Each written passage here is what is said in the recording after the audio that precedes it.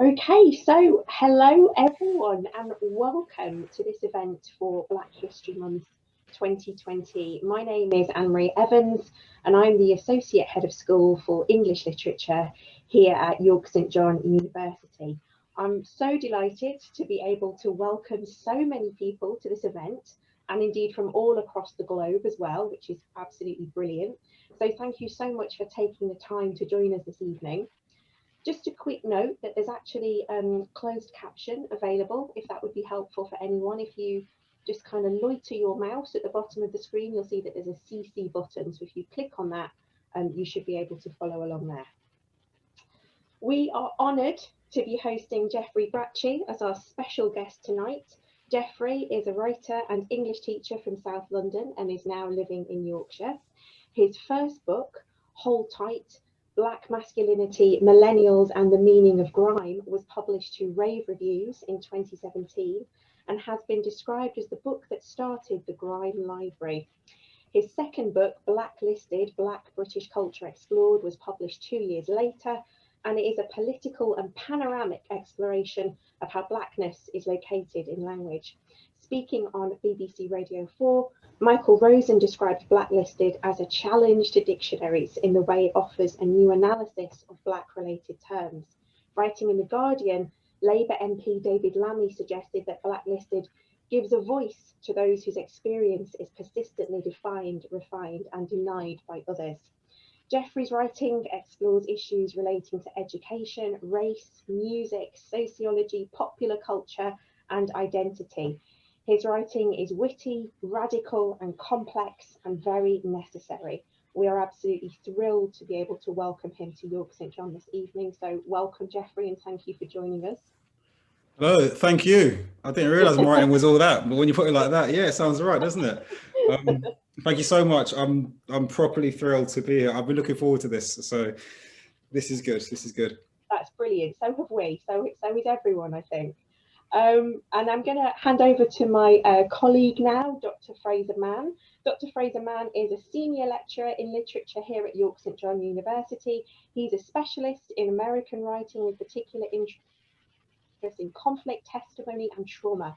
He has published research on a range of literary figures such as Ernest Hemingway, James Jonas and Norman Mailer. He also works on music writing in the form of creative non-fiction and recently co-edited the Bloomsbury edited collection Music, Memory and Memoir. His creative writing can be found on the Twisting My Memory Man blog space. His teaching interests include American studies, autobiography and 20th and 21st century war writing. So I feel that the pair of you will have lots to discuss this evening. So I will sign myself out now, but I will see you again at the end of the session. Thank you very much. Thanks, Anne-Marie. Okay, so I just wanted to sort of do an opening gambit as a word of thanks to Jeffrey, because like lots of people over the lockdown, my concentration span has all but vanished. And I've actually found it quite difficult to sit and read a book from start to finish. But these two books, Hold Tight and Blacklisted, are the exception to that rule. And they have seen me through large parts of the lockdown and actually meant that I could properly read and try and forget the world outside my window. So if any of you out there are still to read these, I would heartily recommend getting stuck into them. They are fascinating and surprising and absolutely full of challenging, original thought. So that's the kind of word of thanks to kick off with. So I've got a series of questions that I'm going to pose to Jeffrey, and hopefully towards the end we might have some time to address questions from those of you watching at home. So do, if you have a question, tap it into the Q&A box so you can see the button for that at the bottom of the screen, and then at the end of the session, if we have time, we'll address some of those. So Jeffrey, welcome. I'd like to extend my welcome to this event at York St John. And I want to start by asking you about your kind of dual career as a teacher and a writer, which sounds fascinating and quite exhausting. So I wonder if you could start by telling us how you moved from education into the writing world. Yeah, I suppose the first thing to say is that I'm always writing. So even before teaching, I was always scribbling stuff down, always working on little projects, but I was never doing them kind of commercially. So in a weird sort of way, nothing's changed in that I'm always writing. And actually, even if I'm not physically writing, I'm always kind of trying to make sense of the world and sort of interpret it. And I go through phases. So for a while, when I was blogging heavily, do you remember blogging? Do you remember that phenomenon? I would do loads of poetry, and I just spent about 2 years writing poems, but I was always into critical analysis. That's been the thing that makes me kind of most, I don't know, it kind of, I get a kick out of it in trying to make sense of and make connections and join the dots. So for me, writing is part of that process. It's part of a process of making sense of things that are disconnected or don't initially explicitly make sense of themselves. So bearing that in mind, I'm always writing. Teaching was something which I didn't realize was a passion until I got into it. So I've only been teaching, I don't know if it's a long time or a short time. I qualified in 2007. I have no idea on the grand scheme of things if that's... It feels like a long time. It feels like a long time. There you go. So I've been teaching for a long time. And I've been writing for longer than that. But it wasn't until about 2010 or so that I really started to marshal my writing into something which would eventually turn into a commercial project. And it all came out of my blog. For years, I was writing stuff and just putting it out there for free. And then when grime started to take root in the popular consciousness, I realized that I had things to say about grime. And it's what I said earlier. I could see its links to not just popular culture, music, but the Black diaspora, Black history, Black culture, millennial, kind of the millennial generation. And I felt like I had things to say about that. And I just loved the music as well. So to me, it was a no-brainer to write about grime for my blog. And as I got into the process of writing about individual songs, I realized if I carry on doing this, it's probably going to be the length of a book. And that's where I started to think seriously about turning my writing as my thing that I did out of interest into something which I could package up and put into the world. So that's the kind of like short-ish version. If that is a short version, was I talking for like half an hour there? Sorry if I was. Medium length, I think that's pretty good. Yeah. Yeah. So have you found that the two roles feed into each other? Do you find that your teaching shapes some of what you write? Do you find that what you write helps you shape some of your practice in the classroom? Is there a kind of bleeding into each other? Yeah, definitely. I'm annoyingly zen about things like that. Like I just believe in the singularity of like life. Like you have one existence, you have one person, and you can't have too many personas that are competing for center stage. So the me that's a writer is the me that's a teacher, is the me that's a father, is the me that's a skateboarder, whatever. And I think the crucial thing there is that I'm kind of filtering the world around me to kind of find these insights. And teaching is fascinating because you're doing so many different things. You've got a literary heritage, because I'm an English teacher, and English literature, and then world literature. There are heritages there that you're exploring. Then you've got this generational thing, you know, you're kind of literally talking to the future. And so I kind of realized that my interactions as a teacher with young people, with literature, it was giving me a lot to kind of burn through in terms of material for what I wanted to write about. So even in Hold Tight, which is ostensibly about a genre of music and to an extent Black British history, to a large extent, there was still a lot in there about education and about young people who I was encountering in my persona as a teacher. So it's all like, to be honest, it's kind of all active research. You know, that's the way that I look at it. Like I wake up and I think, what can I find out today? And how is that going to impact on my thoughts? And could that be something that I could turn into writing, you know? Yeah. So if we can move on to Hold Tight then. Like I said, it's a fascinating music book. And I said to you on Twitter that it's a great music book because I know it's going to end up costing me a few quid in new records. Yeah. That's definitely been the case so far. So you, in the text, it's really interesting because you sort of address these intersections between Black masculinity, between Black British culture, and the kind of emergence of grime, but also rooting it in jungle, rooting it in garage and so on. Everything, like you said, there's a kind of zen to it, a singularity to this cultural moment. So, obviously, if you could sort of, I know you mentioned your blog, but what sort of led to you being determined to get this kind of out to a broader audience?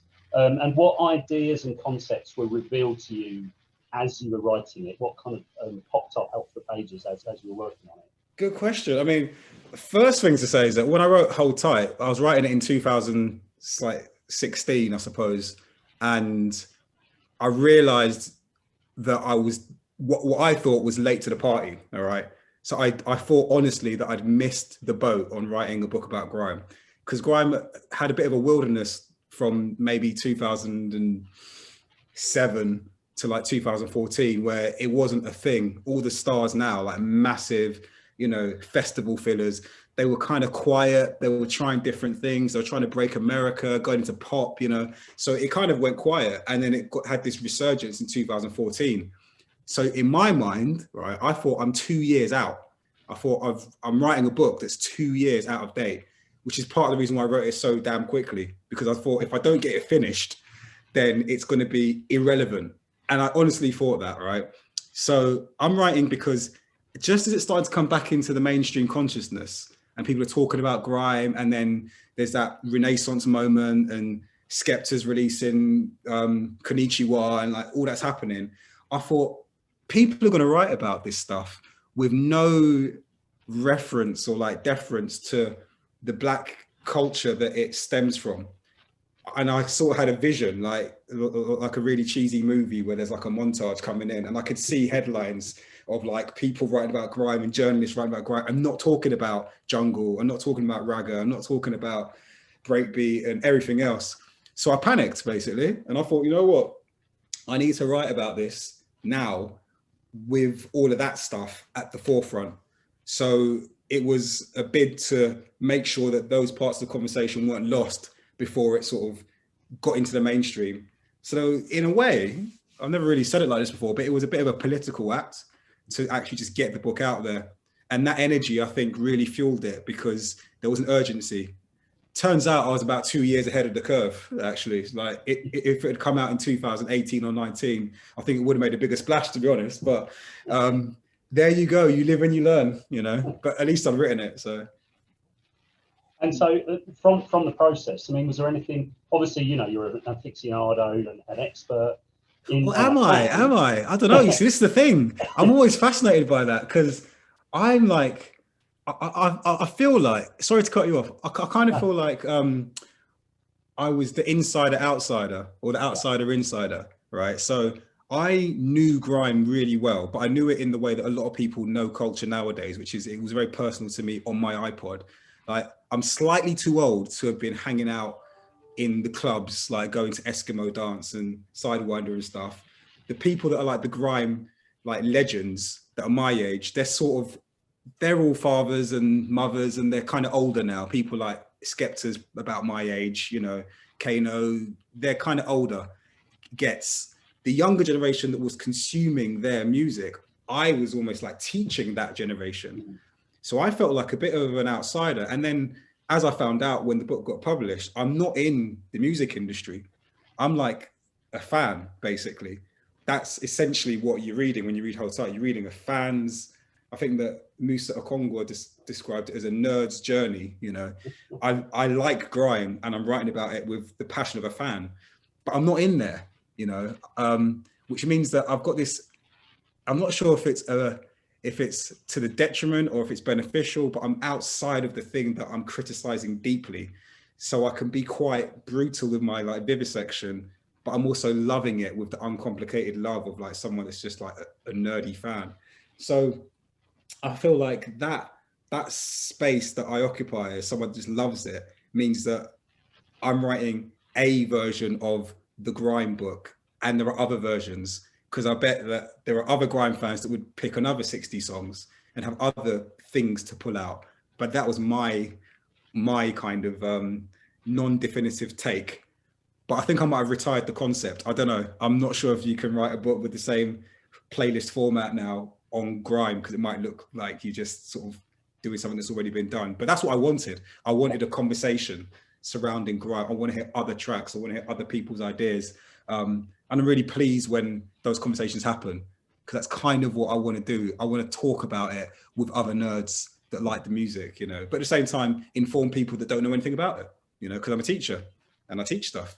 It's what I do. I mean, the playlist structure really lends itself to that. Actually, it really lends itself to an openness. And it's actually that openness that I guess makes me want to know if, in the process of writing it, did anything sort of new reveal itself? Did you start to, I know you talked about joining the dots earlier. Did that happen through that process where you started making, you know, the connections between Shy FX and later on? 100%. It was great because at first I didn't write it in any sort of like chronological order. You know, I think that one of the footnotes explains that, where I just wrote whatever song I wanted to write about. And the first one was Incredible by General Levy, because I just heard it and thought, yeah, this is an important song. So in the writing of it, you sort of start to see a narrative. I think that the human brain is addicted to narrative. It loves story. And that's how we understand anything, really, even like science. You understand it in terms of something and something else happens and process and an action and reaction, whatever. So I started to see a narrative emerge that I had no idea of. And that was fascinating. And at points, as I wrote more and more and more of it, I started to even personify grime as a genre, like personify the genre as a person. So I'd write something like, you know, at this point, grime is an adolescent who's got his first car keys and is, you know, going on holiday with his mates and is getting questionable haircuts, you know, because I could see that grime had a narrative that it was leaning into. And that's fascinating. To me, it was almost like a novel, you know, to see the growth of something that started off, you know, young and flawed and grew up older and flawed and, you know, hampered by all the isms that we're all hampered by. And I think that then gave me a real sharper focus on some of the tracks and what they represented and what they meant. And then it also started to let me do a bit of like predicting as to where it might go and what might happen to it. As it started to mellow out, you know, as it went past its rage and its kind of anger and adolescent kickback phase into something more slick, and the production got better and had more money, which happens to us all. You grow up, you kind of get a bit more mellow and you start to find your feet and you get a bit more stable and you want different things out of life. I could see that happening with the genre. And now look at where we are. We've got kids who are, you know, on the roof of council estates illegally making music out of nothing, embroiled in the worst kind of I don't know, social problems that they were born into, who are now part of the music establishment, who are now, you know, being welcomed into the red carpets of high society, who are being offered MBEs and being, you know, invited into the empire, you know. So that journey of the genre says a lot about Black British culture, and that was fascinating because it really allowed me to understand that in a way that I hadn't before. Yeah, I mean, that's a neat segue into what I wanted to ask you next. There you go. We didn't plan it, but there you go. I mean, it's now part of the national conversation in a way that it wasn't before. I've even heard my dad use the word grime, which, you know, he wasn't talking about stuff on the carpet. You know, it is so much part of the national conversation now. And, you know, people like Dave and Stormzy are huge public figures, very successful performers, political figures, as you said, performing on the pyramid stage. You know, they're massive national mainstream figures. So what does that change in visibility mean for grime now, for grime over the next few years, for British hip hop, for British Black musical culture? Yeah. If there are predictions, what are those predictions? What do you foresee happening? Yeah, I think the main one is that the main prediction that I had, which I think is coming true, not to big myself up, but I can see the future every now and again, was that grime would do that thing that hip hop did when it started to confound its own definitions.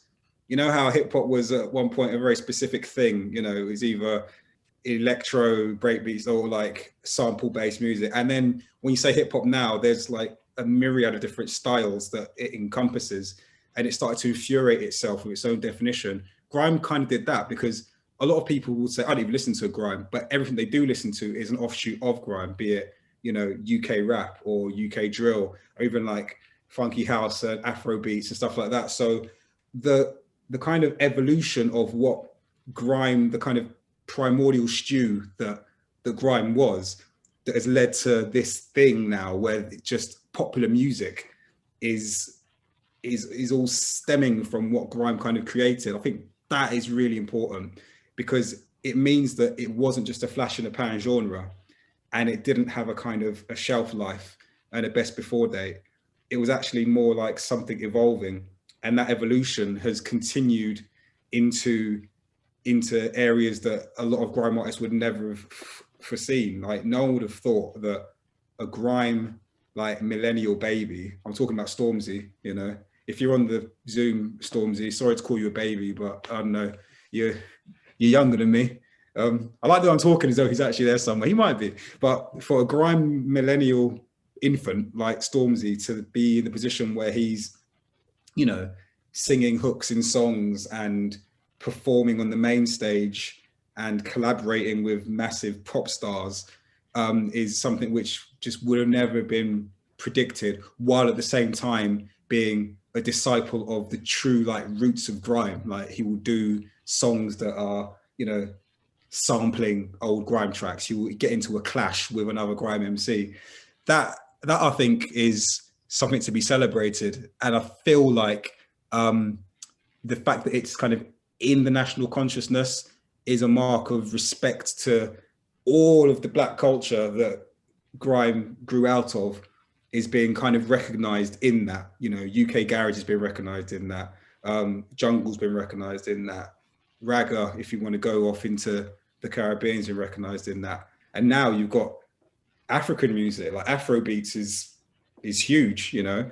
I'm hearing high life tracks in like the grittiest, coolest UK road rap. So I would have never seen that coming when I was growing up, because it wasn't very cool to be African when I was growing up, you know. So all of that I think is really positive in terms of the placing of Black British culture in British culture. Yeah, great. Okay, thanks, Jeffrey. So if I can move on now to talk about Blacklisted. Yeah. Or I'm not sure if I should have a pause because of the comma, whether it's Blacklisted or Blacklisted, but we'll go with Blacklisted for the moment. I mean, I have to say, it is a remarkable book. Everyone I speak to, I keep saying that you've got to read this. It's astonishing. It's innovative. It blends theory, cultural commentary. It's often really funny, like genuinely laugh out loud, funny. There's really great life writing in there as well. I sort of, you know, felt invited into your childhood home in a really quite intimate way. And all of this is in this kind of encyclopedic format that takes the readers through the kind of complexities and nuances of Black identity and the language we use. What was the genesis of the project? Because it's super ambitious. So what was the kind of starting point for this as a writing project? Yeah, it never started off ambitious. Like all the best projects, it was a foolhardy step into waters that I didn't know how deep they actually were. But the best projects always start like that. So I was just it was a series of essays. I think I wrote an essay about cutting my own hair as a Black guy and not going to the barber, and what it feels like to cut your own hair rather than go to the barber. And then I was going to call it like H is for hairline or something like that, because the hairline is very important. If you don't get the hairline right, then I don't know, you're not respecting the culture. And then after I wrote that, I thought, what are the components of like Black masculinity? And I just thought about that on a personal level. I thought, all right, what does it mean to be a Black man? And then the minute I started thinking about that, it just opened up into what does it mean to be a Black person? And then the moment of realization, like the penny dropped when I thought, oh, actually, I'm talking about Black, and that's one label, and there are other labels. And so I just made a list. As a writer, I've got a kind of a short and long attention span. I'll stick with a project for as long as it takes. But as a writer, if I'm bored of what I'm writing in that moment, I just want to move on to the next thing. So lots of like things chunked up really works for me as a process. And when I wrote my list of words, that was just really an interesting afternoon. And I looked back and thought, whoa, I've got like 80 odd words here that refer to Blackness. And I thought, if I wrote each one, and I thought, hang on a second, I'm no mathematician, but if I did 1,000 words for each of those, what's 80 times 1,000? So I Googled that, and I was like, oh, well, it's 80,000. That's the size of a book. And so I thought, I'm just going to write about each of these words, and I'm not going to hold it too tightly. I'm not going to think about the thread or the point or the narrative. I'm just going to write about each word and then make it make sense afterwards. And that's the process that I underwent with Blacklisted. It was really difficult. It was free flowing when I was writing, but then to make it make sense and to kind of see the narrative and to sort of work out what I was actually saying, like who is the protagonist, what is the antagonist there. That was a real difficult process. Whereas Hold Tight was like a flourish, like Hold Tight, I just wrote that with a pirouette, you know. But Blacklisted was like, you know, dragging logs through the forest and then hacking them with like tiny tools and then carving them into something, you know. So two very different processes. Okay. And I mean, I read the book over the summer. Obviously, it was against the backdrop of the kind of racial and racist violence in the US and in the UK. Yeah. And the kind of increasing, again, visibility of Black Lives Matter, which moved from a kind of protest movement to something, you know, you saw on Sky Sports. You know, it was kind of astonishing summer in that regard. Now that the summer has ended, what do you feel as a kind of writer, as a political figure, what's been achieved over the summer? Have we got to a point where we've got, you know, definite change? Is there much more to do? I've got a feeling that probably is the case. Yeah. Things change socially, politically. Where do you sort of see this summer in terms of positive and necessary change?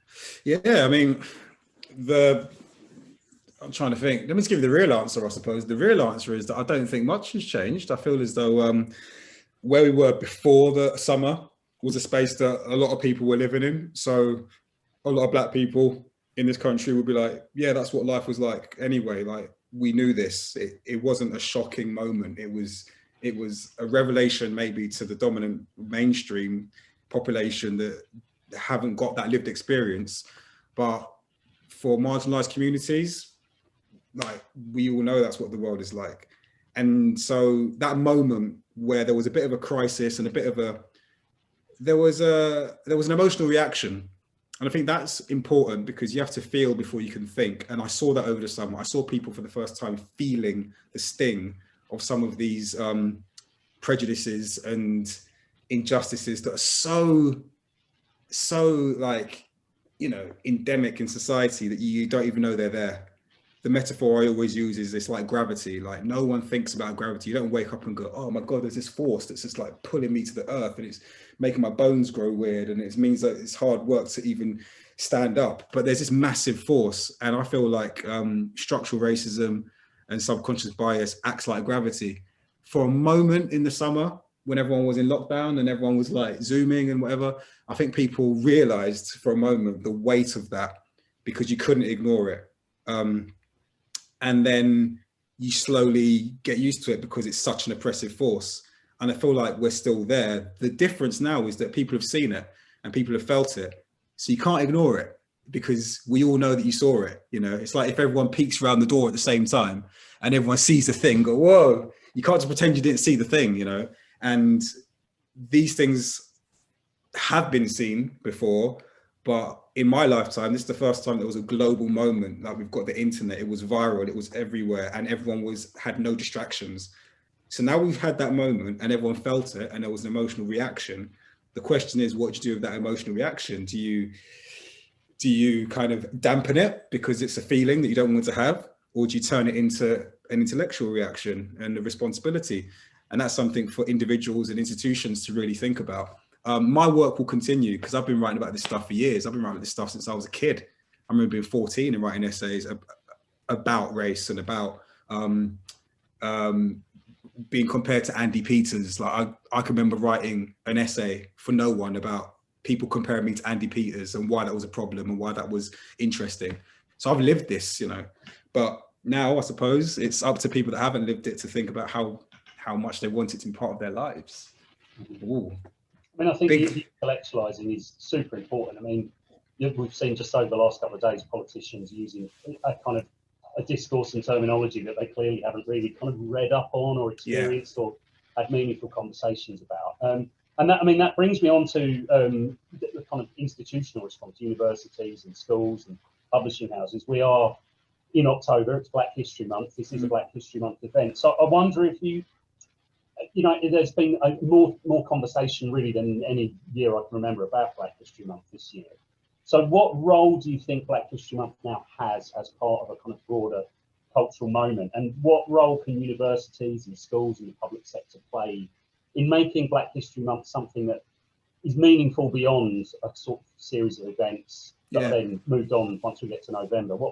How do you see that as a teacher and as a writer? What I really want is, I want everyone to realize that, you know, Black history is history, that it impacts everyone. Like, world history is one thing, and there are these massive grand narratives that affect everyone and that affect the very structures of our society.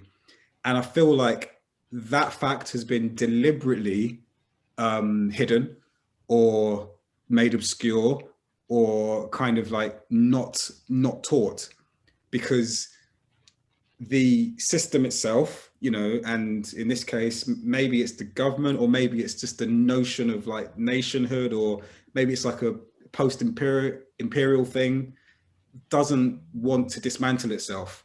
And I understand that. Nothing wants to commit suicide. Nothing wants to dismantle itself. And we are talking about a level of self-dismantling, but that doesn't have to be a destructive process. For anyone who's kind of fortunate or unfortunate enough to not be part of the dominant mainstream, you have to see yourself from without. And that is a process of dismantling.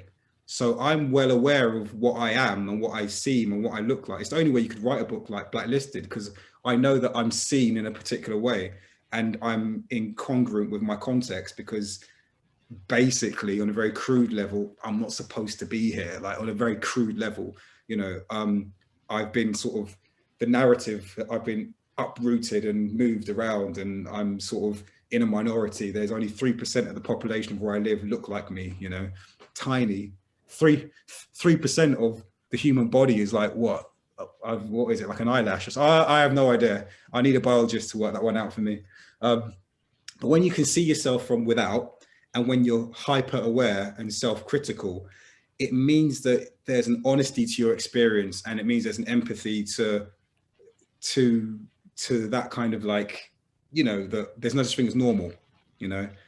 The problem with being part of the dominant majority, whatever that is, you know, male or white or able-bodied or heterosexual, whatever normal is taken as, and I hate doing air quotes, but I'm going to do it again, normal, whatever that is that you're blinkered. You're completely blinkered, because you're in the frame too much. So you can't see the bigger picture. You don't even realize that you're in a picture. Whereas anyone who's outside of that can see the picture, the bigger picture, they see the frame, they can even see the person painting the picture. They can even see the person making the frame, because you want to find out more. And that is that's what Blacklisted was partly as well. It was personal research. Like, I had to read so much in my life to be able to write a book like Blacklisted. Like, I wasn't born with lots of knowledge about racial ideas. You can see some of the books over there in my wife's beautifully color-coded bookshelf. But there's a whole load of books there that I just had to go out of my way to find, because I'm not taught it at school. It's not on telly. You know, there aren't Saturday night quiz shows with questions about it. So you have to go out of your way to find it. And that process allows you to draw further and further back. And I like that position, because now I'm a critic and I can see the big picture, and I can place myself with it, but then I can place other people in it. And that is like the point of criticism to me, and that hopefully is illuminating. So I have no idea if I answered your question, no idea.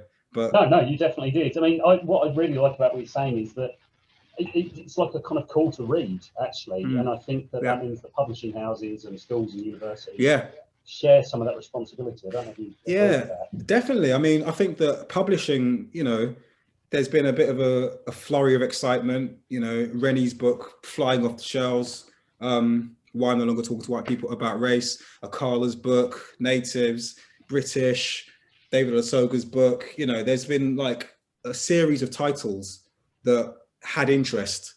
And I feel like publishing's responsibility there is to offer up these other narratives. There are Black people out there, there are non-dominant groups out there who are writing, who are producing work, but they are stopped at the gate by the gatekeepers, and we can't make our own gates. It's really difficult to. People have tried, it's really hard. There are books I've got on that shelf there that you just can't buy. They are, you know, essentially they are unavailable because they were sold and then they were never reprinted. So knowledge is lost, you know. So as an industry, publishing has got a responsibility to open up these narratives. And then people like me, I'm just hopefully doing the world a favor because I'm making it digestible and like trying to offer ideas that are potentially quite complex. And, you know, if you're going to do it the old fashioned way, like do a PhD in this stuff, you're going to spend 7 years reading, but I've written something which is like, you can read it and you can flick through it. So that's my kind of like, you know, my gift to the conversation, if that doesn't sound terrible. It's not a gift because you have to buy it. It's not a gift, you have to spend money on it, but you know what I mean? That sounds good. Okay, so I can see on my kind of screen here that we've got quite a few questions that have come up in the Q&A. So I'm going to bring back in my colleague Anne-Marie, who I know has got a chairs question to ask, while I have a quick look at the questions from the audience that I'll then post. So Anne-Marie, I'll hand over to you. So excuse me while my eyes are moving back and forth over the Q&A questions. So Anne-Marie, over to you. Thanks, Fraser, and thank you, Jeffrey, for such thoughtful and kind of rich answers to those questions. It's been a real privilege to sit and listen and learn. So thank you. Is that your euphemism for long answers? Be honest. Be honest. Not at all. I know I talk. That's why we like you. This is good. This is what we want. We're all here for the conversation. While Fraser's having a look at those questions, I was just going to kind of abuse my chair's privilege here and ask you about any projects that you are involved in at the moment. Any more projects coming up that we can kind of, you know, be on the lookout for? Yeah, definitely. I'll keep myself busy. So there are a few projects. There's a couple I can't say anything about, which is really annoying.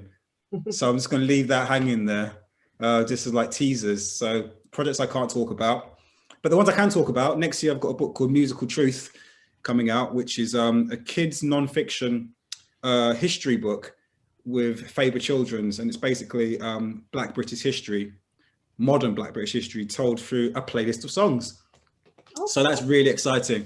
I'm really happy with that because I thought it would be quite simple to write, and it was actually quite difficult to write, and I've written it and it works. So I can't wait to see what people make of that. So that's going to be coming out next year. And then my next adult book is called I Heard What You Said, and that's coming out with Picador at some point after Musical Truth. And that's basically about race and education. And that's taking the lens on the education system in this country from the perspective of a Black teacher, because it turns out there aren't that many Black English teachers. I think I might have met all of them actually, yikes.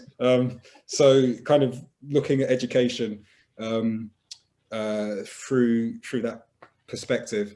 And that's a heavy one, which I'm almost finished, and I'm very excited about it. I really can't wait to see what people think of it. So yeah, those are two that I can talk about. Brilliant, thank you. Yeah, I'm excited to see both of them, particularly anything about education. That sounds like it's going to be great. It sounds like you're busy as well. You're busy. Yeah. I do like writing. Oh well, I don't know. Yeah, I always keep myself busy. I don't know what the answer is to that one. No, that's good. That's brilliant. Thank you. Fraser, have you had a there's some superb questions here. So there's a couple about music. So I guess we'll start with those, and then there's a couple more about reading, and even one about the bookshelf behind you as well. So good. So there's a question here from Letitia that says, you mentioned earlier about the influence of Afrobeat and highlife in today's music. Previously, it would seem that Black British culture, especially in music and language, is heavily dominated by Caribbean culture. What do you think has caused the shift towards African culture being cool? Yeah, I've thought about this a lot, because at first I thought, all right, maybe it's just that it was more of there were more West Indians, so there was more of a Black West Indian culture, but that's not true. Like from the 70s onwards, there were loads of various African countries coming over to the UK, so it can't be that. I think that part of it is just that as time went on, there was a bit more of an intermingling of different Black communities. Like a lot of white people might not realize that, you know, Blackness isn't like one thing in this country. You know, when I was growing up, it would be quite rare for, say, a Ghanaian or a Nigerian household to mix with a Jamaican or a Trinidadian household. It would have been actually maybe unusual, you know. And I think it went from both sides, a case of, you know, that's another culture, that's another community. But as time goes on, those boundaries start to wear down. It kind of happens with kids. You go to school, you start mixing, and then there's a germination and a kind of pollination, which is naturally going to soften those abrasive edges. So you get to a point where things that were seen as deadly uncool start to become acceptable, and then start to become actually quite cool. And I think that it comes down to authenticity. As we get more and more into the digital age, everything is like a grab for the authentic and the real. And I feel as though people are looking for that, will gravitate towards it a lot.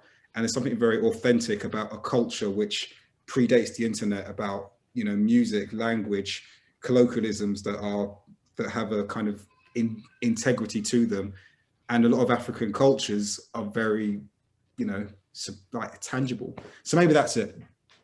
Maybe that's the reason, or part of the reason. Okay. All right, thanks. That's a great question. Thank you, Letitia, for that. So there's a question here from Steve, which I think is sort of drawing on your practice a little. It says, hi, Jeffrey, are lists and patterns important to you? You seem very organised in your writing, not to mention your books are organised by colour behind you. I'm very similar and sometimes wonder if it limits my writing.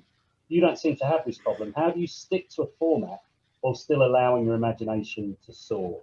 Ah, well, sorry, Steve, you got me all wrong.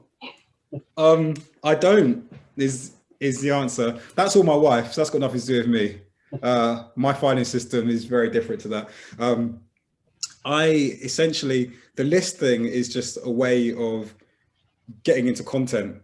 It allows me to work out what it is that will be the content, but then it's the patterns afterwards that I'm interested in. So, you know, if you look at that, a bookshelf, categorizing them by color is one thing, but then I'll be interested in all the pink books and all the yellow books and then I'll just let my mind make links between them. So when I'm writing, I very, very foolishly just churn out loads of content, trusting that future Jeffrey will be able to make links between this stuff. And I just trust in future Jeffrey all the time. And it gets pretty close to the wire. And I think this is just a bunch of random chapters, but then there's always a thread in there somewhere. So it's actually the categorization and finding the patterns. That's the part that is a kind of creative exercise that's really, really fun. But yeah, it's definitely not organized. Hold Tight was easy because it was chronological, you know, but Blacklisted was not easy because it was not chronological. So like, what's the order? Okay, so we've got another one here from, this is from Emma J, who says, at our school, we've embedded Blacklisted into our Year 9 English non-fiction unit. It's given voice to so many marginalised students and allowed students to connect with the narrative that's intersectional. How would you like to see curriculums develop when faced with the age-old "we are restricted to the national curriculum" conversation? What would be your retort to that? Oh, you pair it right back. You keep on pairing it back to the essential thing, and you're always talking about core values, which need to be interrogated, and you're talking about archetypes, and you're talking about the shapes of narratives. If you pair everything back to that, that's essentially how you can make sense of it. So if you look at, in terms of what your school did with Blacklisted, there's a core value there of the self having to make sense of itself in a context. And if you value that, then there's always going to be space for that in the curriculum. It doesn't really matter what you're teaching, because you're essentially trying to enable people, empower people to make sense of themselves. The shape of stories I find fascinating. And I feel like that's something which helps with a lot of different subjects, you know, just looking at history, looking at English, looking at science, looking at the way things develop over time. And I'm always fascinated in working out the balances and tensions between things, and, you know, what is the antagonist and what is the protagonist, and how does that change depending on what perspective you take. So I feel like it's a bit of a cop-out to say there's not enough time in the curriculum. It's actually about what you value. There's always time to teach what you value. And here's the kicker, people. You're always teaching what you value because you value it, even if you don't realize it. And if you're not, then you're just a puppet of someone else teaching what they value. Ah, you didn't think about that, did you, Zoom? Sorry. But yeah, that's one way of looking at it. Yeah. Okay. I mean, I saw you when I think add on to that.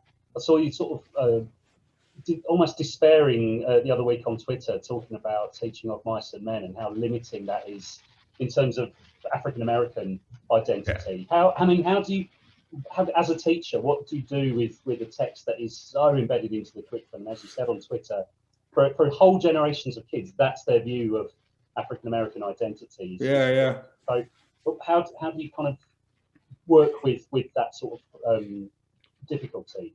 You listen to the conversations that are being had. The agendas, I think, scream at you always.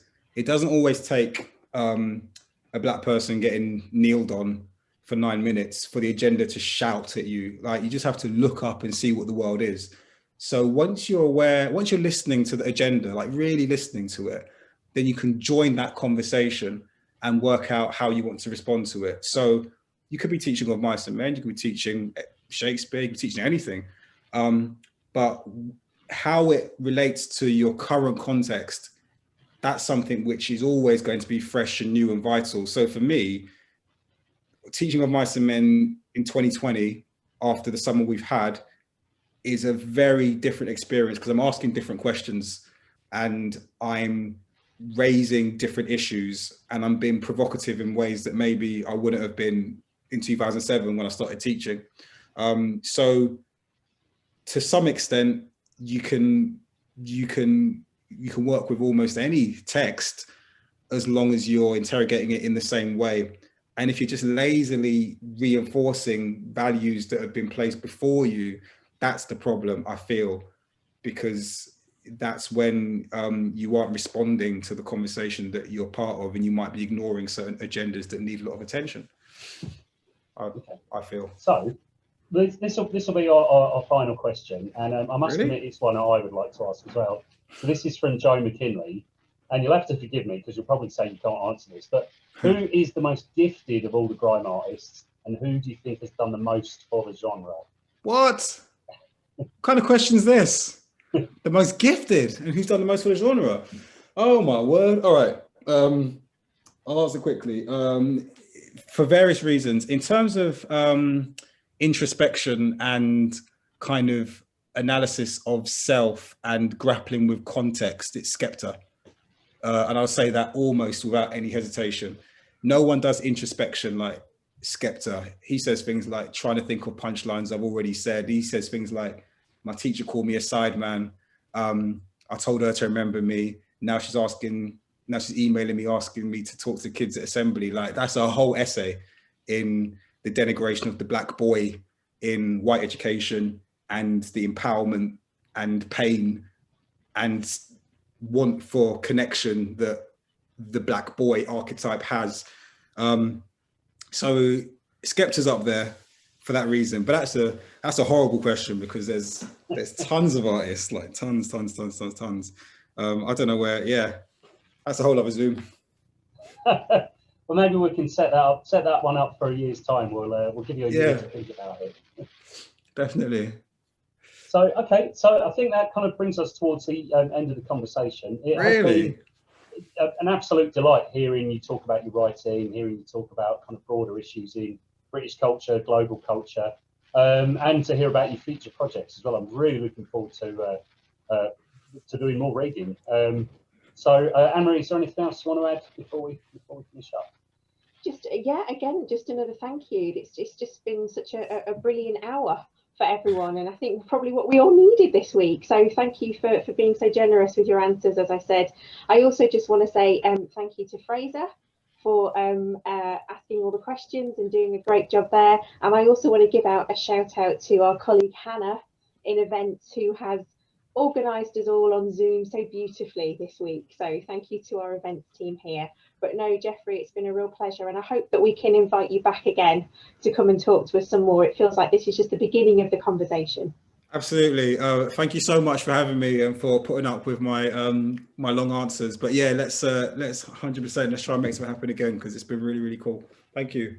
Yeah, brilliant. Thank you. And go out and get these books, everyone. They are superb. And this one is even the new edition, so the publishing house is doing its job, because this one is it's a newer edition with lots of new stuff in it. So do go and get these; they are superb. Thanks again, Jeffrey. It's been wonderful to chat. Okay, Thank bye-bye, you. everybody. Bye.